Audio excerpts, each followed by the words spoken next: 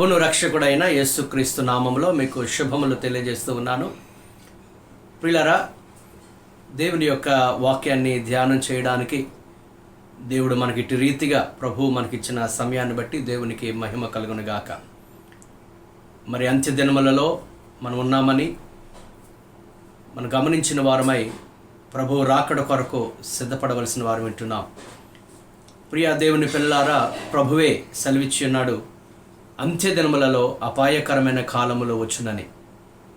మరి ప్రస్తుత పరిస్థితులు చూసినట్లయితే ఎంతో అపాయకరమైన కాలములో, మరి దుర్దినాల్లో, మరి చాలా భయాన్ని కలిగించే, కలవరాన్ని కలిగించే పరిస్థితుల్లో మనం ఉంటూ ఉన్నాం. పిల్లరా, సుమారు 198 దేశాల వరకు ఈ యొక్క కరోనా వైరస్ అనేది వ్యాప్తి చెంది వేల కొలది ప్రజలకు, మరి లక్షల కొలది ప్రజలకు ఈ యొక్క కరోనా వైరస్ సోకి వారెంతో తీవ్రమైన ఇబ్బందులు పడుతూ ఉన్నారు. లక్షలలో ప్రజలు చనిపోతూ ఉన్నారు. ఎక్కడో చైనా దేశంలో ప్రారంభమైన ఈ యొక్క కరోనా వైరస్ సుమారు ప్రపంచ దేశాలన్నిటికీ సుమారుగా 198 దేశాలకి ఇది వ్యాప్తి చెందిందంటే ఇది చాలా ఘోరమైన పరిస్థితిగా మనం పరిగణించవలసి ఉంది. మరి చైనా దేశం మాత్రమే కాక ఈరోజు ఇటలీ, జపాన్, జర్మనీ, అలాగే అమెరికా దేశాలు, ఇటువంటి దేశాలన్నిటికీ కూడా ఇది వ్యాప్తి చెంది ఈరోజు ప్రపంచ వ్యాప్తంగా ప్రజలంతా భయాందోళనలో ఉంటూ ఉన్నారు. ఇటువంటి భయంకరమైన పరిస్థితులలో మరి అగ్రరాజ్యాలు అని చెప్పబడిన ప్రజలు కూడా ఏమీ చేయలేని పరిస్థితుల్లో రోజు రోజుకి పరిజ్ఞానం వృద్ధి చెందింది. సైంటిస్టు తమ శాస్త్రాలను ఉపయోగించి ఈ అద్భుతమైన విషయాలను కనుక్కుంటూ ప్రపంచాన్ని ముందుగతిని నడిపిస్తున్న వారు కూడా ఏమీ చేయలేని పరిస్థితిలో ఈ దుర్దినములలో, అపాయకరమైన దినములలో ఉన్న మనము దేవుని పిల్లలముగా మనం ఎలా ఉండాలి, దేవుని యొక్క సంఘముగా మనం దీన్ని ఎలాగూ పరిగణించాలి, ఇటువంటి పరిస్థితుల్లో దేవుని పిల్లలు దీనిని ఎలాగూ ఎదుర్కోవాలనే అనే యొక్క విషయాలు ఈరోజు మనము ధ్యానం చేద్దాం.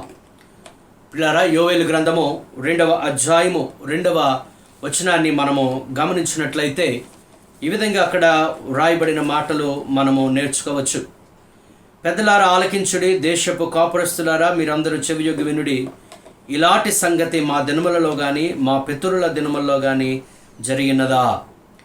ప్రవక్త అయిన యోవేలుకు దేవుని యెహోవా సెలవిచ్చిన మాటలు ఇవి. మరి ఎన్నడూ కూడా మన పితరుల కాలంలో కానీ మన కాలంలో కానీ మనం ఎన్నడూ చూడని కార్యాలు ఈరోజు ప్రపంచంలో చూస్తూ ఉన్నాం. మరి ప్రపంచవ్యాప్తంగా ప్రజలు మరణిస్తూ ఉన్నారు. ప్రజలు భయాందోళనలో ఉంటున్నారు. బయటికి వెళ్ళాలంటే భయము కలిగే పరిస్థితిలో ప్రజలు బ్రతుకుతూ ఉన్నారు. ఎన్నడూ లేని విధంగా చాలా రోజుల మట్టుకు, కొన్ని దినముల మట్టుకు మన గృహాల్లోనే మనం ఉండవలసిన పరిస్థితి, సుమారుగా ప్రపంచమంతా కూడా లాక్డౌన్ అయిన పరిస్థితి ఈరోజు మనం చూస్తూ ఉన్నాం. మరి ఇంకా క్రైస్తవులుగా మరి స్వేచ్ఛగా దేవుని ఆలయాల్లో దేవుని ఆరాధించలేని పరిస్థితి, సమాజంగా కూడుకొని దేవుని ఆరాధించలేని పరిస్థితి. ఇటువంటి దినములలో ప్రియులారా, దేవుని పిల్లలముగా నీవు నేను మనమందరము కూడా ధైర్యముగా ఉండి ఈ పరిస్థితులు ఎదుర్కొనవలసిన స్థితిలో మనం ఉన్నామని మనము గమనించాలి. మరి ఇటువంటి పరిస్థితి ఎన్నడూ జరగలేదు. పితరుల కాలంలో జరగలేదు, మన కాలంలో జరగలేదు. మరి అటువంటి పరిస్థితుల్లో మనము చాలా విశ్వాసముతో, నిరీక్షణ కలిగి ఏ దేవుని యందు అయితే నమ్మకం ఉంచామో ఆ దేవుని యందు సంపూర్ణమైన నిరీక్షణతో మనం బ్రతకవలసిన పరిస్థితి ఉంది ప్రియులారా. మరి ఇటువంటి కరోనా వైరస్ వలన ప్రజలు ఎంతో భయాందోళనతో ఉన్న ఈ పరిస్థితులలో దేవుని పిల్లలముగా, క్రైస్తవులముగా ఎలా ఉండాలో, ఎలాగ దీనికి స్పందించాలో, ఎలాగ దీనిని ఎదుర్కోవాలో కొన్ని విషయాలు ఈరోజు మనము ధ్యానం చేద్దాం.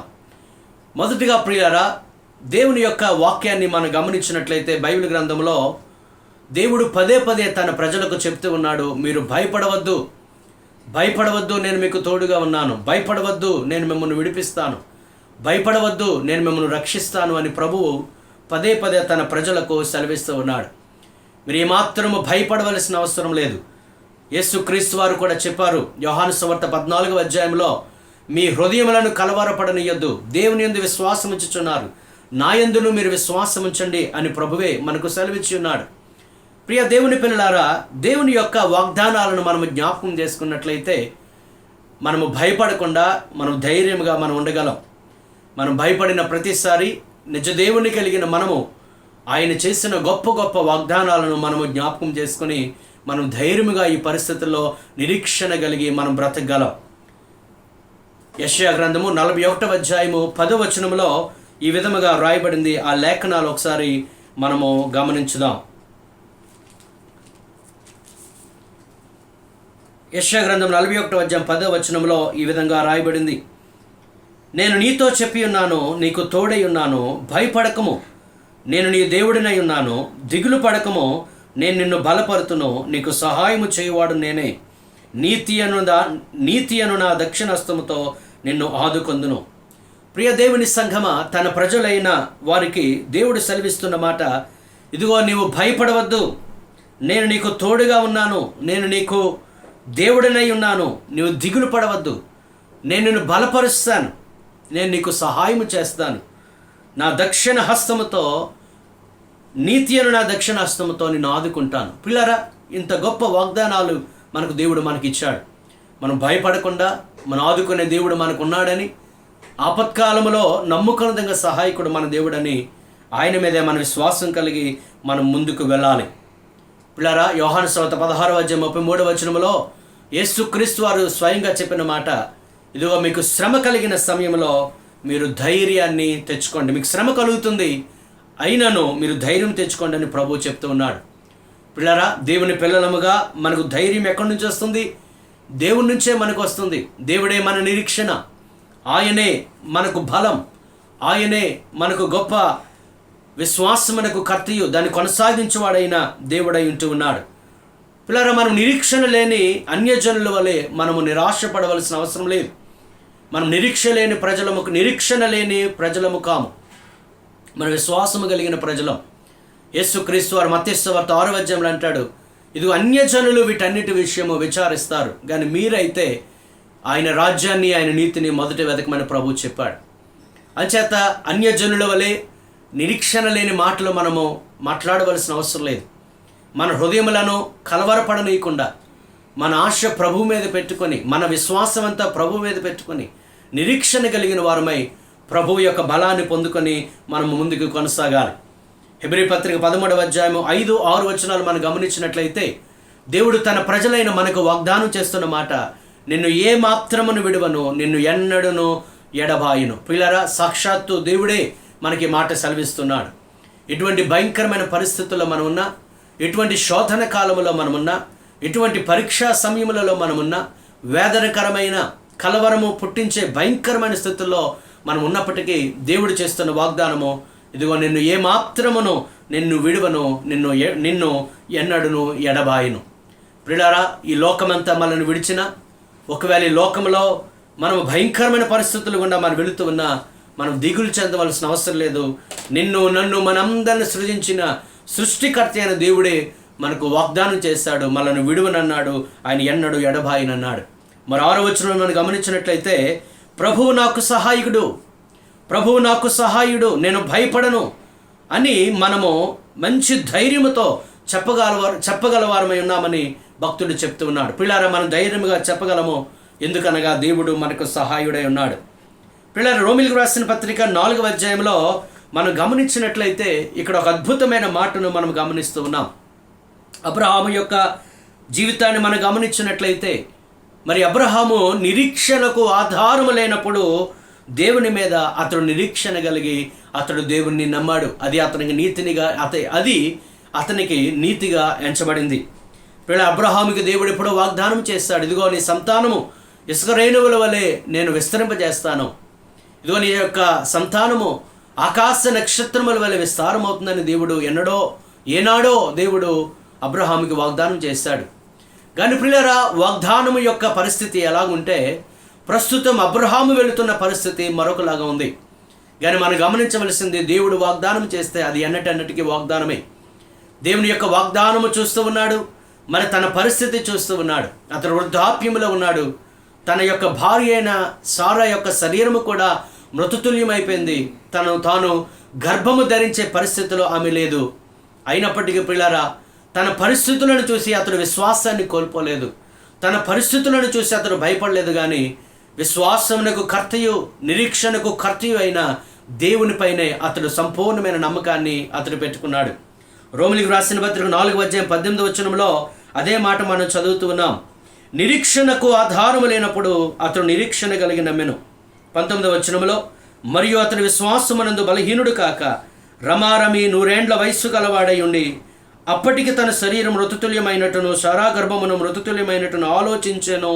గాని 20 అవిశ్వాసము వలన దేవుని వాగ్దానము గురించి సందేహింపక 21 దేవుని మహిమపరచి ఆయన వాగ్దానము చేసిన దానిని నెరవేర్చుటకు సమర్థుడిని రూఢిగా విశ్వసించి విశ్వాసము వలన బలము నొందెను. 22 అందుచేత అది అతనికి నీతిగా ఎంచబడెను.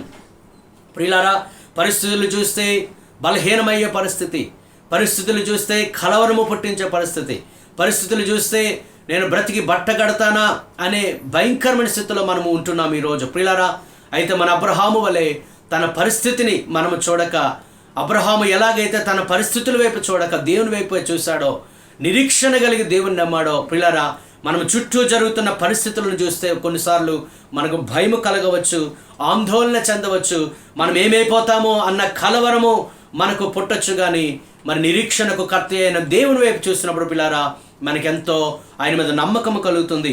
అబ్రహాము విశ్వాసము వలన అతడు బలము పొందినట్లు నీవు నేను కూడా మరి విశ్వాసమును కలిగి మనం ఎంతో బలము కలిగి ధైర్యము కలిగి మనం ముందుకి కొనసాగవలసిన స్థితిలో మనం ఉన్నామని మనం గమనించాలి. పిల్లారా, పరిస్థితులను చూస్తే మనకు భయం వేస్తుంది, కానీ ప్రభువుని చూస్తే మనకు ధైర్యం వస్తుంది. పరిస్థితులను చూస్తే మన విశ్వాసమును కోల్పోతామేమో అనిపిస్తుంది, కానీ ప్రభువుని చూస్తే విశ్వాసముతో మనం ముందుకు వెళ్ళగలమన్న నమ్మకము మనకు కుదురుతుంది. పిల్లారా, అంచేత మన పరిస్థితుల వైపు చూడకుండా, ఇదిగో చుట్టూ అనేక మంది మరణిస్తూ ఉన్నారు, చుట్టూ పరిస్థితులు చాలా విపరీతంగా ఉంటూ ఉన్నాయి, మనం బయటకు అడుగు పెట్టలేని పరిస్థితుల్లో మనం ఉన్నాము. అయినప్పటికీ దేవుని పిల్లలముగా మనం ధైర్యంగా ఉందాం. ధైర్యాన్ని ఎన్నడూ కూడా కోల్పోవద్దు పిల్లారా. అలాగే మార్కు సువార్త 4వ మనం గమనించినట్లయితే యేసు క్రీస్తు వారు తన శిష్యులతో కలిసి ప్రయాణం చేస్తూ ఉన్నాడు. అక్కడ 4వ అధ్యాయము 35-41 గమనిస్తే 2 మాటలు మనకు అక్కడ కనబడతాది. చిన్న దోణి పెద్ద తుఫాను. వారు ప్రయాణిస్తున్నారు, ఒక చిన్న దోణిలో వారు ప్రయాణిస్తూ ఉన్నారు. మరి ఆ చిన్న దోణి మీదకి పెద్ద తుఫాను వచ్చింది. అలలు ఆ యొక్క ఓడ పైన ఎగసి పడుతూ ఉన్నాయి. వీరు భయాందోళనలో ఉన్నారు, వారు చింతిస్తూ ఉన్నారు, కలవరపడుతూ ఉన్నారు. కానీ అదే ఓడలో యేసు ప్రభువు కూడా ఉన్నారనే సంగతి వారు మర్చిపోయారేమో. తర్వాత వారికి జ్ఞాపకం వచ్చింది, ఇంకా కొద్ది క్షణం ఆగితే ఆ దోణి ఆ సముద్రంలో మునిగిపోయే పరిస్థితి. అప్పుడే జ్ఞాపకం తెచ్చుకున్నారు, ఇదిగో యేసయ్య ఉన్నాడు కదా అని యేసు వద్దకు వెళ్ళి, యేసు మేము నశించిపోవచ్చున్నాము, మమ్మల్ని రక్షించమని కేకలు వేసినప్పుడు పిల్లారా, యేసు క్రీస్తు వారు ఆ సముద్రమును అణిచివేసి ఆ సముద్రము మీద ఎగసి పడుతున్న అలలను ఆయన సద్దుమనిపి ఆ యొక్క తుఫాను నుంచి, ఆ అలల నుంచి, ఆ ఉపద్రవం నుంచి యేసుక్రీస్తు వారు వారిని విడిపించాడు. ప్రియ సహోదరి సహోదరులారా, ఈ వాక్యం వింటున్న నీవు కూడా ఒకవేళ మన జీవితం మీదకి ఏంటి భయంకరమైన పరిస్థితి అని ఆందోళన చెందుతూ కలవరపడుతూ ఉంటే, ప్రియ సహోదరి సహోదరుడా, నీవు మర్చిపోవద్దు, యేసుక్రీస్తు వారు నీతో ఉన్నారు. నీ జీవితం అనే నావలో ఆయన కూడా నీతో ప్రయాణం చేస్తూ ఉన్నాడు.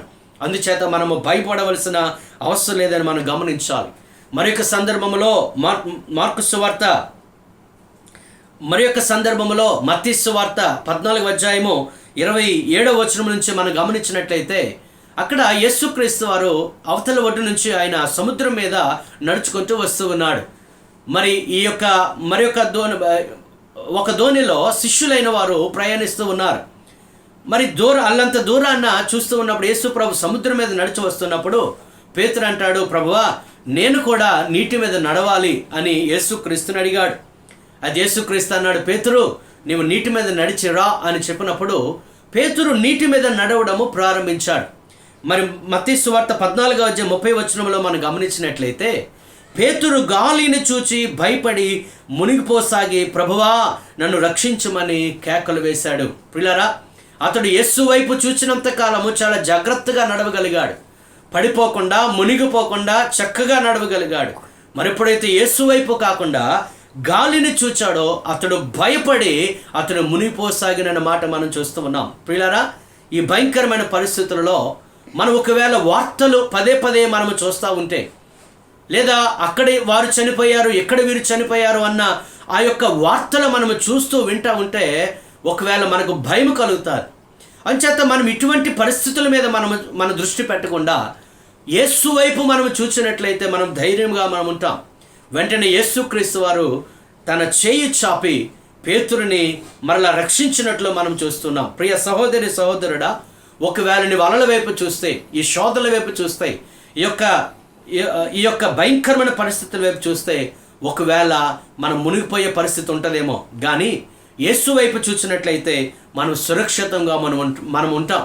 యేసు క్రీస్తు వారు పేతుని ఎలాగైతే రక్షించాడో మనల్ని కూడా ఆయన రక్షించగలిగిన సమర్థుడు. ప్రియ సహోదరి సహోదరులారా, ఈ భయంకరమైన భయం కలిగించే పరిస్థితుల్లో మన ప్రాణాలు ఏమవుతాయో, నేనేమవుతానో అన్న ఆందోళనలో ఉన్నట్లయితే దేవుని యొక్క వాగ్దానం మనకు ఉంది. కీర్తన 68వ కీర్తన 20వ వచనం మనం చదివినట్లయితే, మరణము తప్పించుట యెహోవా వశం, జీవ మరణములు కూడా యెహోవా వశంలో ఉన్నాయి. అంచేత దేవుని సెలవు లేకుండా మనకేమీ కాదు అన్న ధైర్యాన్ని మనము కలిగి ఉండాలి. మత్తయి సువార్త 10వ అధ్యాయం 30వ వచనంలో, ఇదిగో మీ తల వెంట్రుకలన్నీ లెక్కింపబడి ఉన్నవి అనే మాట మనం జ్ఞాపకం చేసుకుందాం. లూకా సువార్త 21వ అధ్యాయం 18వ వచనంలో, మీ తల వెంట్రుకలలో ఒక్కటైనా కూడా ఆయన సెలవు లేకుండా నశించదు అనే మాట మనం జ్ఞాపకం చేసుకుందాం పిల్లారా. అంటే దేవుని సెలవు లేకుండా మనకేమీ రాదు. దేవుడు అనుమతించకుండా మన ప్రాణము పోదు. దేవుని మీదే మన నమ్మకం ఉంచి మనము ధైర్యముగా ఉండవలసిన గడియల్లో మనం ఉంటున్నాం. ప్రియ సహోదరి సహోదరులారా, మీరు భయపడకుండా దేవుని మీద నమ్మకం ఉంచండి, దేవుని మీద విశ్వాసం ఉంచండి. ఆయన మనం రక్షించుటకు సమర్థుడు, మనల్ని కాపాడుటకు సమర్థుడు.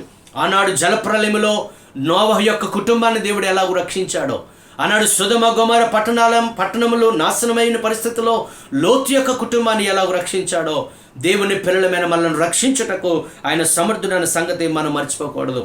పేతురు రాసిన మొదటి పత్రిక 5వ అధ్యాయము 7వ వచనములో మనం చదువుతున్నాము, ఇదిగో ఆయన మిమ్మును గురించి చింతించుచున్నాడు గనుక మీ చింత యావత్తు ఆయన మీద వేయండి. అక్కడ మన ఫుట్ నోట్లో గమనించినట్లయితే ఆయన మిమ్మును గురించి చింతించుచున్నాడు అన్న మాటకు ఆయన మిమ్మును లక్ష్యం చేస్తూ ఉన్నాడు. పిల్లరా, ఈరోజు మనకి ఎవరు సహాయం చేయలేని పరిస్థితి, ఎవరు మన యొద్దకు రాని పరిస్థితి, మనము కూడా ఎవరి యొద్దకు వెళ్ళలేని పరిస్థితిలో ప్రభు అంటూ ఉన్నాడు, దేవుడు మనలను లక్ష్యం చేస్తున్నాడు. దేవునికి స్తోత్రము కలుగును గాక. దేవుని యొక్క దృష్టి మన మీద ఉంది. ఇదిగో నేను శ్రమల పాలే దీనుడనైతిని, ప్రభువు నన్ను తలంచుకొనిచున్నాడు అని కీర్తనకారుడు చెప్తూ ఉన్నాడు. మనం శ్రమలలో ఉన్నప్పుడు దేవుడు మనల్ని తలంచుకొనిచున్నాడు అని మనం మర్చిపోవద్దు. దేవుడు మన గురించి ఆలోచన చేస్తున్నాడనే సంగతి మనం మర్చిపోవద్దు. దేవుడు మనకు తోడుగా ఉండి మనం విడిపిస్తాడు, రక్షిస్తాడనే సంగతి మనం మర్చిపోకుండా ఈ మాటలు బట్టి మనము ధైర్యం చేసుకుందాం. ప్రియ సహోదరి సహోదరులారా, దేవుడే మనకు నిరీక్షణ ఉన్నాడు. ఆయన మీద మన నమ్మకాన్ని మనం ఉంచుదాం. ఒకవేళ ఇటువంటి భయంకరమైన పరిస్థితుల్లో, ఒక రానున్న దినాల్లో కరువు సంభవించే పరిస్థితుల్లో మనం ఉన్నాం. అయినప్పటికీ దేవుని యొక్క వాగ్దానం ఉంది, క్రీస్తు తన ఐశ్వర్యం చొప్పున మన ప్రతి అవసరతను ఆయన తీరుస్తాడు. ఇదిగో మన పక్షుల కంటే శ్రేష్ఠులము, ఆయన మనల్ని పోషిస్తాడు. నీతిమంతుని సంతానము భిక్షమెత్తుకొనుట జరగదు అని దేవుని యొక్క వాక్యం సెలవిస్తూ ఉంది. ఇదిగో ఏలియాను అరణ్యములో ఉన్నప్పటికీ దేవుడు ఏలియాను పోషించాడు. ప్రియులారా, దేవుడు మనల్ని పోషిస్తాడు. ఆయన మనల్ని ఎన్నడూ కూడా విడిచిపెట్టడు. 1871 సంవత్సరంలో అమెరికా దేశంలో చికాగోలో భయంకరమైన అగ్ని ప్రమాదాలు సంభవించి అనేక మంది చనిపోయి ఉన్నారు. ఆ యొక్క భయంకర అగ్ని ప్రమాదంలో అనేక మంది గృహాలు, ఇల్లు కాలిపోయి చాలామంది నిరాశ్రులై చాలామంది చనిపోయిన పరిస్థితిలో డిఎల్ మూడే అనే దైవజనుడు మరెక్కడికో సువార్త ప్రకటించడానికి వెళ్ళాడు. ఆయన మళ్ళా తిరిగి వచ్చేటప్పటికి అతని గృహమంతా కాలిపోయింది. ప్రజలందరూ అనుకుంటూ ఉన్నారు, ఇదిగో దైవజను యొక్క గృహము కాలిపోయింది, ఇతడు ఎలాగో దీన్ని స్పందిస్తాడో, అతని నోటి నుంచి ఎటువంటి మాటలు వస్తాయని ప్రజలందరూ చాలా తీవ్రమైన ఉత్కంఠతో ఎదురు చూస్తున్న పరిస్థితిలో డిఎల్ మూడే అనే దైవజనుడు అంటాడు, ఇదిగో దేవుడు నాకు తోడుగా ఉన్నంత కాలము, యేసు క్రీస్తు వారు నా హృదయంలో ఉన్నంత కాలము, నా చేతిలో దేవుని యొక్క వాక్యం ఉన్నంత కాలము, ఇదిగో నా సాక్ష్యాన్ని నేను కాపాడుకున్నంత కాలము నేను దేనికి భయపడవలసిన అవసరం లేదు. నా దేవుడు నేను కోల్పోయినది మరలా ఆయన నాకు ఇస్తాడన్న నిరీక్షణ కలిగి ఉన్నాడు. పిల్లారా, ఇటువంటి కరోనా వైరస్ తీవ్రంగా వ్యాప్తి చెందుతున్న పరిస్థితుల్లో అనేక మంది ప్రాణాలు కోల్పోతున్న పరిస్థితుల్లో, మరణము సంభవిస్తున్న పరిస్థితుల్లో నీవు నేను ఒక క్రైస్తవునిగా మన ధైర్యాన్ని కోల్పోకుండా ప్రభు మీదే మన నమ్మకం ఉంచుదాము. ఆయనే మనకు నిరీక్షణకు ఆధారము. కీర్తనకారుడు అంటున్నాడు, నా ప్రాణమా నాలో నీవేళ కృంగి ఉన్నావు, నీవేళ తొందరపడుచున్నావు, ఇదిగో యెహోవా మీదనే నీవు నిరీక్షణ పెట్టుకున్నామన్నట్లు ప్రియులారా, మనం ఆయన మీదే మన నిరీక్షణ కలిగి ఉందాం. విశ్వాసంలో కర్తయు దాన్ని కొనసాగించేవాడైన యేసు వైపు చూచుచు మన ఎదుట ఉంచబడిన పందెపు రంగమందు ఓపికతో పరిగెడదాం. ప్రభువు యొక్క కృప కొరకు కనిపెడదాం. యెహోవా కొరకు ఎదురు చూచువారు నూతన బలము పొందుతారన్న మాటలను మనం జ్ఞాపకం చేసుకుందాం. ఎందుకనగా ఆయనే మనకు బలము, ఆయన మనకు నిరీక్షణ, ఆయన మన సమస్తము గనుక ఆయన వైపు మనం చూద్దాం. పిల్లరా, మొదటిగా మనము భయపడవలసిన అవసరం లేదు, ఆందోళన చెందవలసిన అవసరం లేదు, కలవరపడవలసిన అవసరం లేదు. సృష్టికర్త అయిన దేవుడు మనకు తోడుగా ఉన్నాడు. రెండవది, మనం గమనించినట్లయితే ఇటువంటి భయంకరమైన పరిస్థితుల్లో నీవు మనము క్రైస్తవులుగా పిల్లరా అధికముగా ప్రార్థనలు చేయవలసిన వారమంటున్నాం. మన ప్రార్థనలను దేవుడు విని మన దేశాన్ని, ప్రపంచాన్ని ఆయన స్వస్థపరచబోతూ ఉన్నాడు. ఇదిగో క్రైస్తవులైన వారు ఎక్కడైతే 2 లేదా 3 ఆయన నామం పేట కూడి ఉందరో వారి మధ్య ఉంటానని సెలవిచ్చిన దేవుడు మరి ఆలయాల్లో కూడుకోలేని పరిస్థితి ఈరోజు మనం చూస్తూ ఉన్నాం. అయితే మన గృహములలో మనము ప్రార్థన చేసినప్పుడు దేవుడు మన ప్రార్థనలు విని మన దేశాన్ని, మన ప్రజలను ఆయన స్వస్థపరచబోతూ ఉన్నాడు. ఇదిగో మిమ్మల్ని స్వస్థపరిచే యెహోవాను నేనే అన్న వాగ్దానాన్ని మనం జ్ఞాపకం చేసుకుందాం. దినవృత్తాంతంలో 2వ గ్రంథము 7వ అధ్యాయం 14వ వచనాన్ని మనం గమనించినట్లయితే అక్కడ వ్రాయబడిన మాట ఒకసారి మనం చదువుకుందాం. నా పేరు పెట్టబడిన నా జనులు తమను తాము తగ్గించుకొని ప్రార్థన చేసి నన్ను వెదకి తమ చెడు మార్గములను విడిచిన యెడల ఆకాశము నుండి నేను వారి ప్రార్థనను విని వారి పాపమును క్షమించి వారి దేశమును స్వస్థపరచుదును అని ప్రభువు వారు సెలవిచ్చున్నారు. పిల్లారా, ఇదిగో ఇటువంటి భయంకరమైన పరిస్థితుల్లో ప్రార్థన ఒకటే మనకు పరిష్కారం. దేవుడు మాత్రమే ఈ సమస్య నుండి, ఈ యొక్క తెగులు నుండి ఆయన మనల్ని విడిపించగలడన్న సంగతి మనం మర్చిపోకూడదు. పిల్లారా, ప్రపంచ దేశాలన్నీ కూడా వణికిపోతూ ఉన్నాయి. అమెరికా లాంటి అగ్ర దేశాలు కూడా చాలా అధికమైన జ్ఞానముతో నింపబడిన అధికారులు, అనేక మంది నాయకులు కూడా ఏమీ చేయలేని పరిస్థితి, సైంటిస్టు కూడా ఏమీ చేయలేని పరిస్థితి. దీనికి ఈ యొక్క కరోనా వైరస్ యొక్క నిర్మూలనకు ఏమాత్రము కూడా మందులు కనుగొనబడలేని పరిస్థితుల్లో మనం ఉంచి ఉన్నాం. పిల్లరా, ఇటువంటి భయానకమైన పరిస్థితుల్లో దేవుడే మన ప్రజలను ఆయన స్వస్థపరచాలి.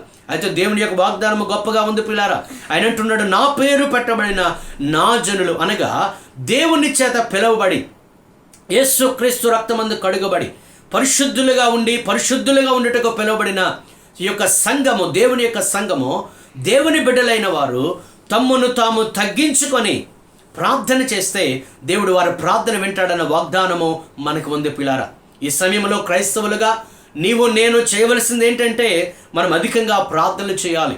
ప్రార్థనల ద్వారానే దేవుడు పరిస్థితులన్నీ మారుస్తాడన్న సంగతి మనం మర్చిపోకూడదు. ఆయన అంటున్నాడు, ఇదిగో మీరు ప్రార్థన చేసినట్లయితే ఇదిగో నన్ను మీరు వెదకండి. దీని యొక్క సమస్య యొక్క పరిష్కారము దేవుని యొద్దే ఉంది కనుక ఆయనను మనం వెతుక్కుంటూ వెళ్ళాలి.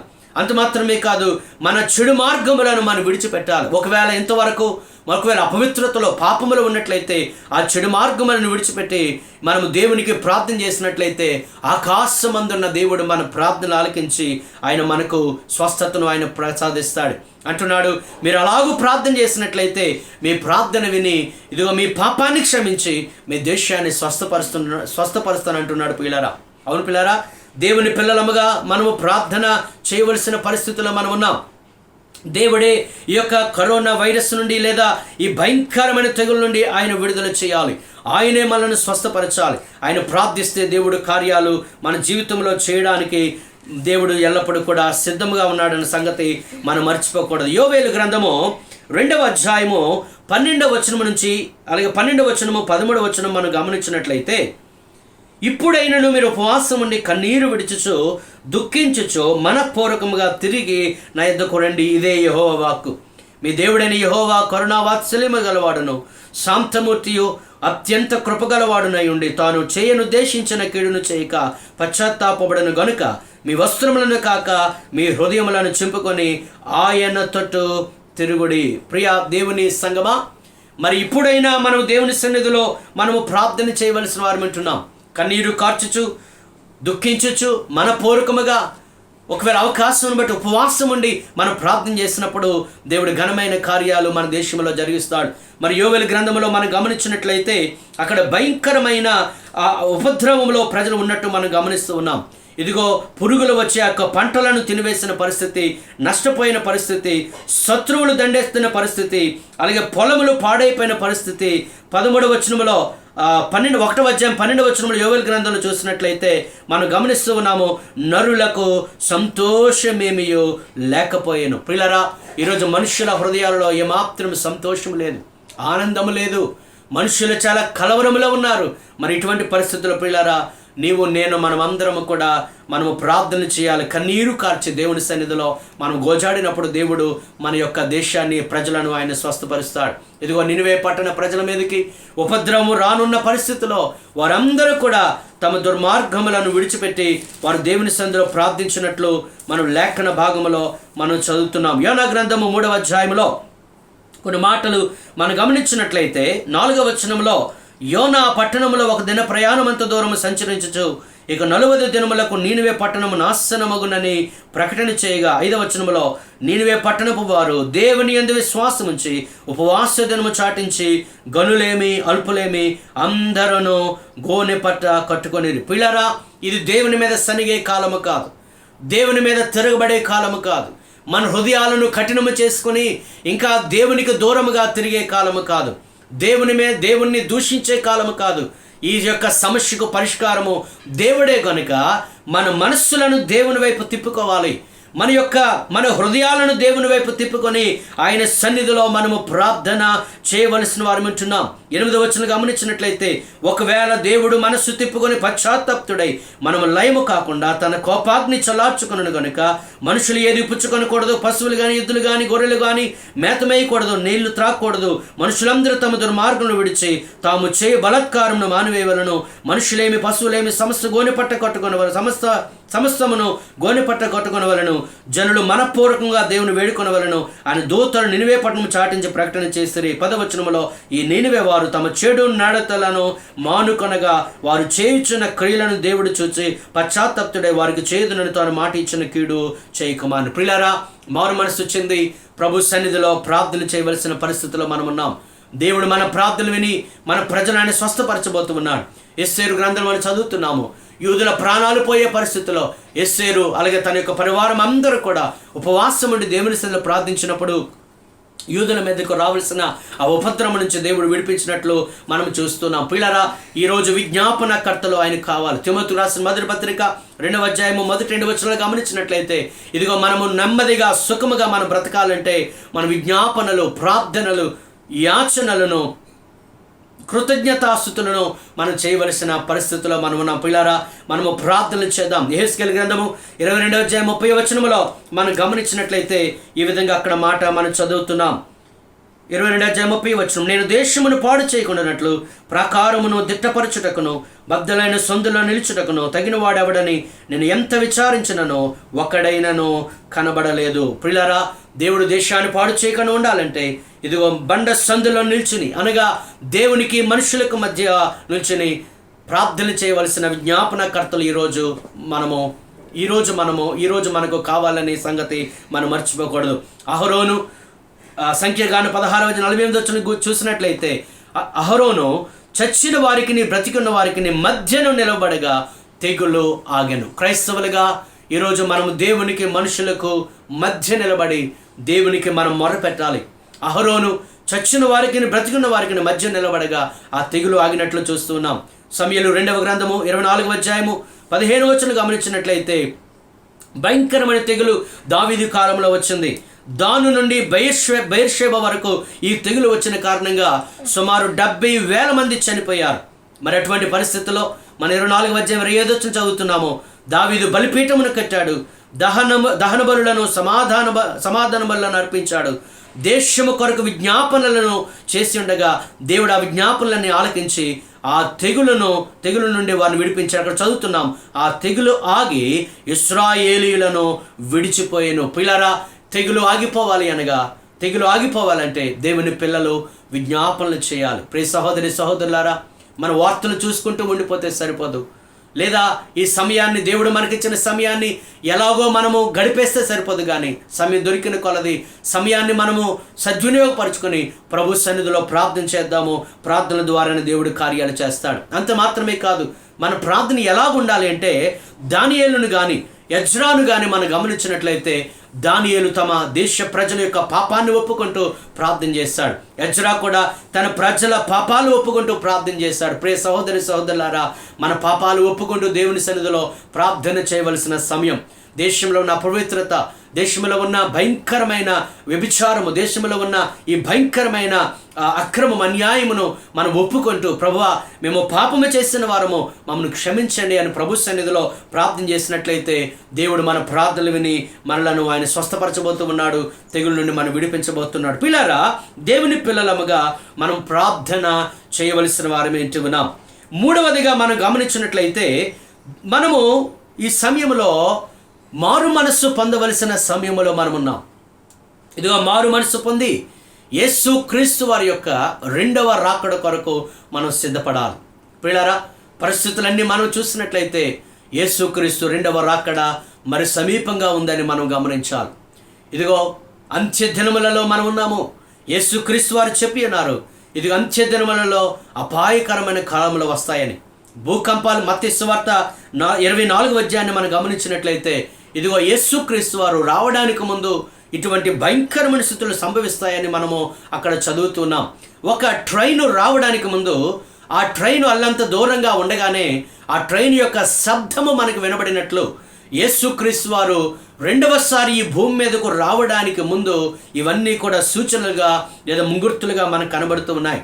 రెండవ రాకడకు సూచనలు ఏంటి అని శిష్యులు ఆయనను అడిగినప్పుడు, ప్రభు అని వచ్చినప్పుడు ఎటువంటి సూచనలు ఈ భూమి మీద జరుగుతాయన్నప్పుడు ప్రభువు చెప్తూ ఉన్నాడు, ఇదిగో నేను వచ్చే సమయంలో భూకంపాలు కలుగుతాయి, యుద్ధాలు కలుగుతాయి, కరువులు వస్తాయి, ఇదిగో శ్రమలు వస్తాయి, అబద్ధ ప్రవక్తలు వస్తారు, అబద్ధ క్రీస్తులు వస్తారు, మిమ్మల్ని కలవరపరుస్తారు, అయినా మీరు ధైర్యం తెచ్చుకోండి అని ప్రభు చెప్తున్నాడు. ప్రియ సహోదరి సహోదరులారా, యేసుక్రీస్తు వారు 2000 సంవత్సరాల క్రితము ఈ భూమి మీదకి ఆయన నరరూపిగా వచ్చాడు.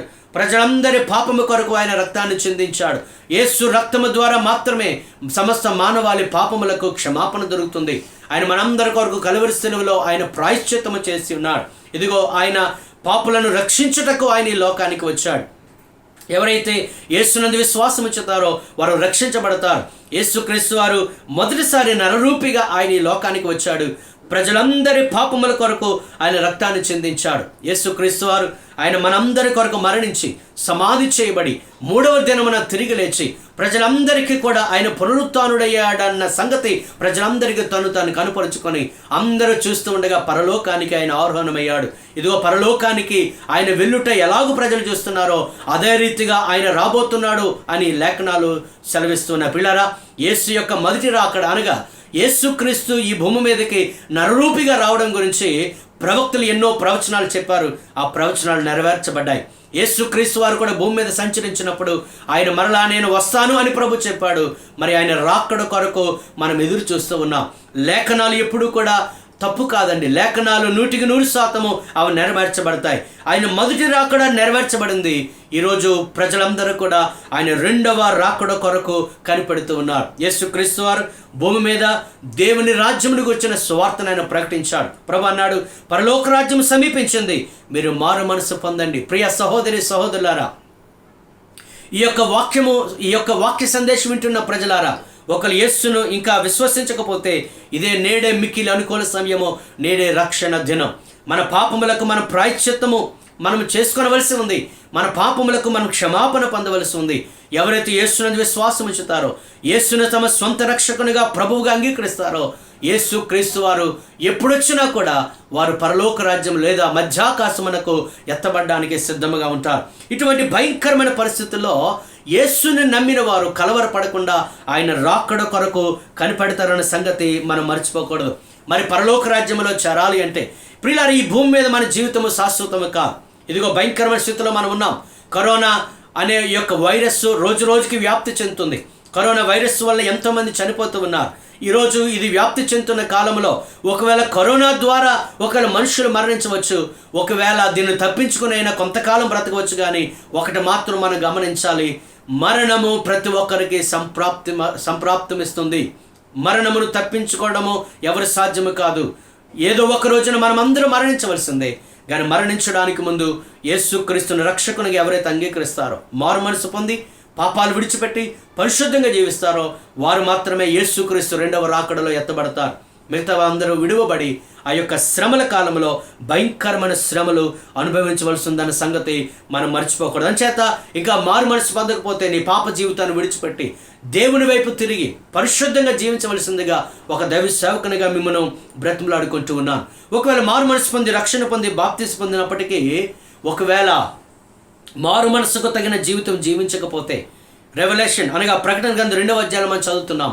ఎఫెసీ సంఘంతో అంటూ ఉన్నాడు, యో సంగమా, నీవు మారు మనసు పొంది నీవు మొదటి క్రియలను నీవు మరలా చేయాలి.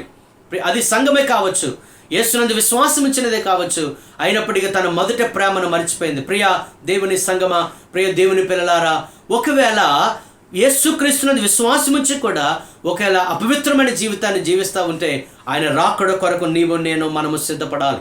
పరిశుద్ధులుగా మనం జీవించాలి. దేవునితో ఒక కమిట్మెంట్ చేసుకోవాలి. ఏ విషయాల్లో దేవునితో మనం ఏ విషయాల్లో మనం తప్పిపోయామో, ఏ విషయాల్లో దేవునికి దూరం అయిపోయామో, గత కాలంలో దేవుని ఆరాధించడానికి, దేవుని స్తుతించడానికి, దేవుని యొద్దకు రావడానికి పదే పదే దేవుడు మనకు అవకాశం ఇచ్చాడు. మనం అపవిత్రతలో ఉన్నప్పుడు, దేవునికి దూరంగా బ్రతుకుతున్న సమయంలో దేవుడు తన సేవకులను పంపించి పదే పదే తన మాటలు వినిపించాడు. అయినప్పటికీ ఒకవేళ మన మనస్సును కఠినము చేసుకుని, హృదయాలు కఠినము చేసుకుని ఒకవేళ దేవునికి దూరం అయిపోతే దేవుడు మరలా మన సమయం ఇస్తున్నాడు. మరలా ప్రభు యొద్దకు రా, ప్రభు సన్నిధిలో గడుపు, నీ పాపములు ఒప్పుకొని పరిశుద్ధమైన జీవితాన్ని జీవించాలని ప్రభు కోరుతూ ఉన్నాడు. రోమిలికి రాసిన పత్రిక 13వ అధ్యాయం 11వ వచనంలో గమనించినట్లయితే, మన విశ్వాసులమైనప్పటికంటే ఇదిగో రక్షణ మరి సమీపముగా ఉన్నది అనే విషయాలు మనం అక్కడ చదువుతున్నాం. ప్రియులారా, యేసు రాకడ సమీపంగా ఉంది. అంచేత మన హృదయాలు మనం ప్రభువుకు సమర్పించుకుందాం, పరిశుద్ధముగా జీవిద్దాం. తెస్సలోనికు రాసిన మొదటి పత్రిక 3వ అధ్యాయము 12-13 వచనాలు గమనించినట్లయితే, యేసుక్రీస్తు వారు తన పరిశుద్ధులతో వచ్చినప్పటికీ ప్రజలలో 2 లక్షణాలు ప్రభు చూడాలని అక్కడ 2 విషయాలు మనం గమనించడం. ఒకటి, ప్రజలు పరిశుద్ధులుగా జీవించాలి. రెండవదిగా, ప్రజలు ప్రేమ కలిగి ఉండాలి. ఒకవేళ ప్రభువు రాకడ ఎప్పుడో మనకు తెలియదు, ఒకటి మాత్రం మనకు తెలుసు, ఇదిగో ఆయన త్వరగా వచ్చుచున్నాడు. ఆయన రాకడ సమీపంగా ఉంది. ఆయన రాకడ సమీపంగా ఉంది కనుక ఒకటి, మనమందరము పరిశుద్ధులుగా జీవించాలి. ఒకవేళ ఏదైనా పాపములోనే జీవిస్తూ ఉంటే, ఏదైనా దుర్మార్గతలోనే జీవిస్తూ ఉంటే, ఏదైనా దుర్వ్యసనంలోనే జీవిస్తూ ఉంటే దేవుడు నీకు సమయం ఇచ్చాడు. ఇప్పుడే మారు మనసు పొంది నీ జీవితాన్ని ప్రభువుకి సమర్పించుకొని పాప జీవితాన్ని విడిచిపెట్టి పాప జీవితానికి స్వస్తి పలికి నువ్వు పరిశుద్ధమైన జీవితాన్ని జీవించాలని ప్రభు కోరుకుంటున్నాడు. ప్రియ సహోదరి సహోదరుడా, నువ్వు పరిశుద్ధంగా జీవిస్తూ ఉన్నావా?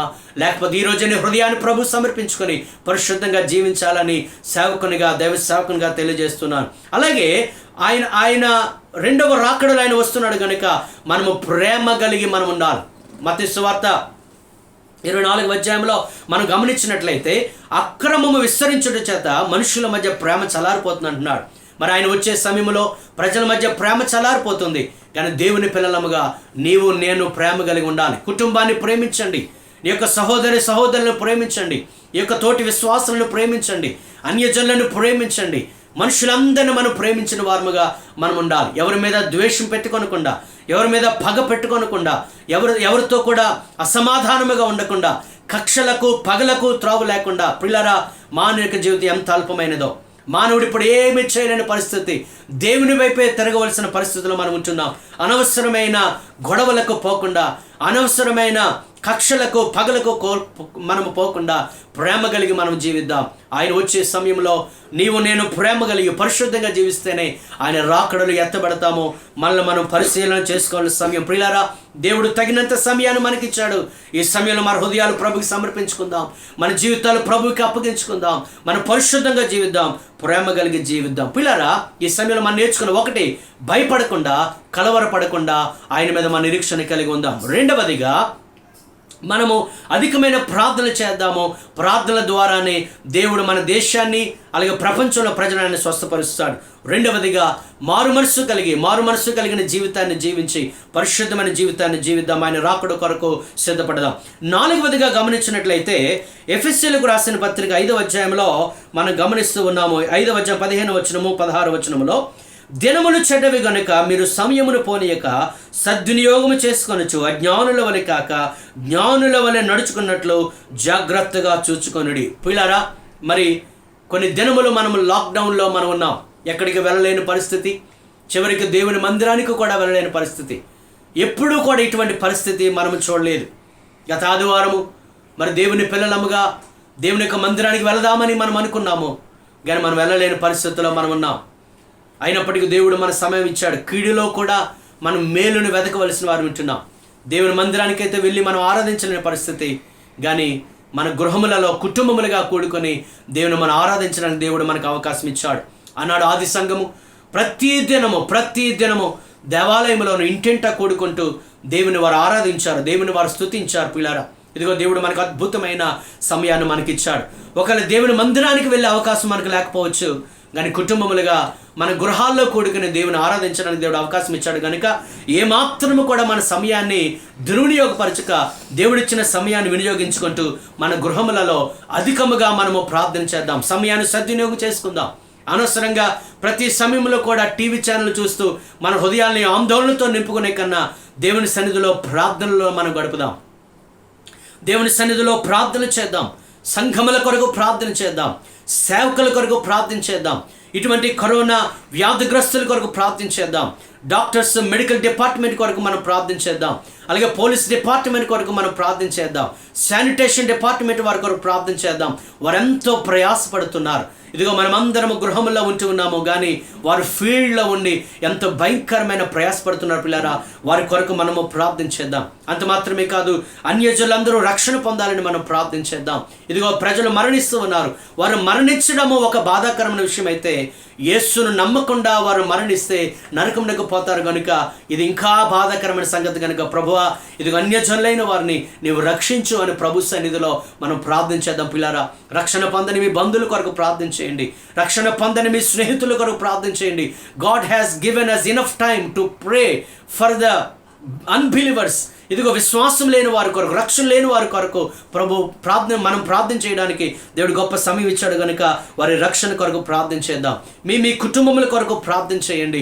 ప్రార్థనల ద్వారానే దేవుడు ఘనమైన కార్యాలు ఆయన చేస్తాడన్న సంగతి మనం గమనిద్దాం. ఇదిగో తెగులు ఆగిపోయే వరకు ఇదిగో మీరు గృహములలో ఉండండి అన్నమాట యెషయా గ్రంథం 26:20 వచనంలో మనం చదువుతున్నాం. కనుక మరి తెగులు ఆగిపోయినంత వరకు మనం గృహములలో ఉండి దేవుని సన్నిధిలో ప్రార్థన చేద్దాం. పిల్లారా, అలాగే సమయాన్ని సద్వినియోగం చేసుకుంటూ అధికంగా వాక్యాన్ని మనం ధ్యానం చేద్దాం. 119:50 వచనంలో ఇదిగో నీ వాక్యం నన్ను బ్రతికించి ఉన్నది, నా బాధలు ఇదే నాకు నెమ్మది కలిగిస్తూ ఉన్నది. పిల్లారా, దేవుని వాక్యమే మనకు నెమ్మది కలిగిస్తుంది. యెహోవా ధర్మశాస్త్రమునందు ఆనందించుచు దివారాత్రము దాన్ని ధ్యానించేవాడు ధన్యుడు.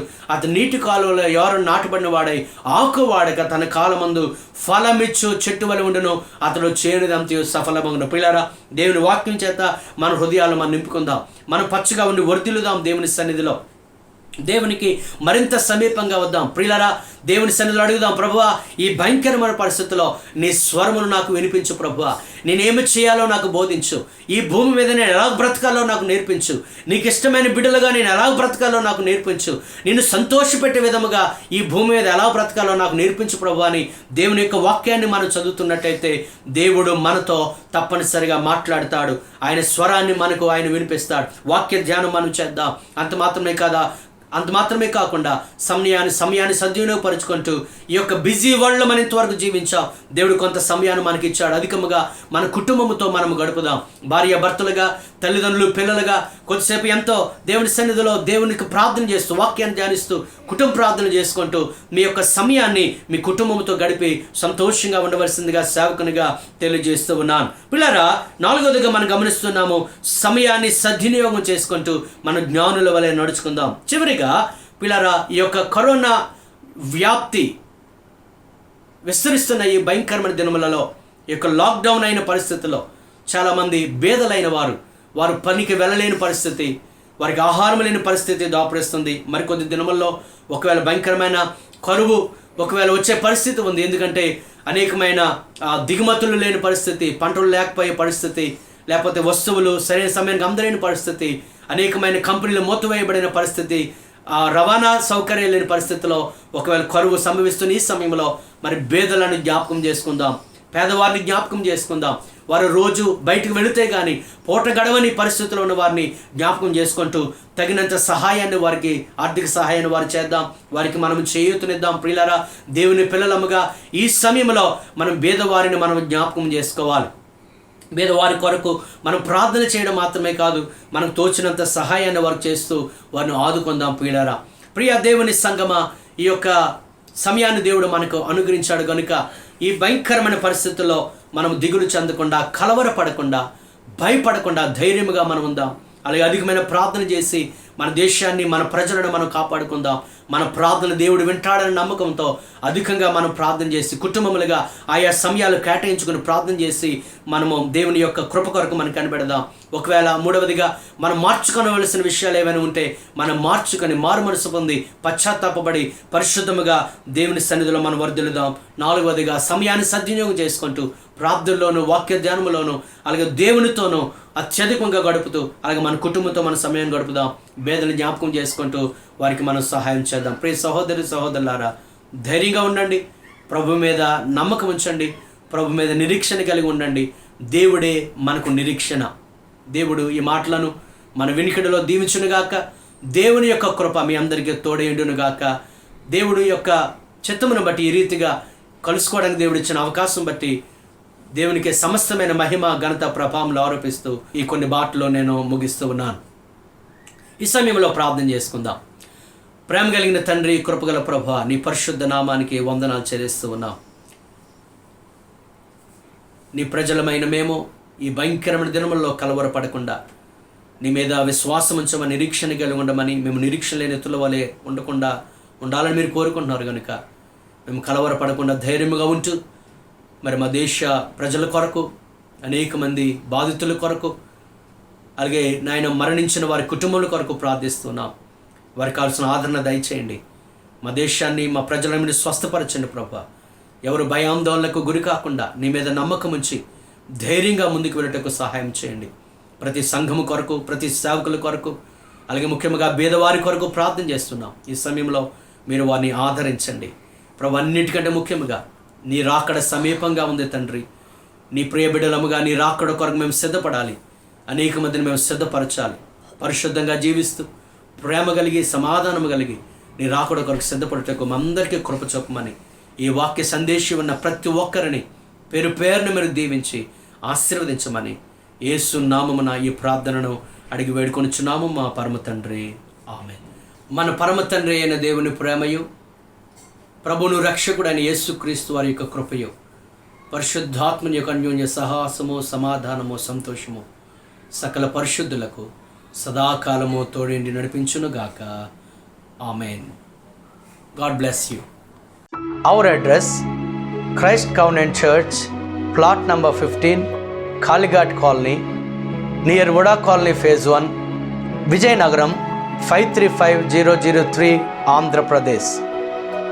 Another address: Christ Covenant Church, behind Miseva, Ring Road, Vijayanagaram 535002, Andhra Pradesh. Our cell number 9441969118. God bless you and your family.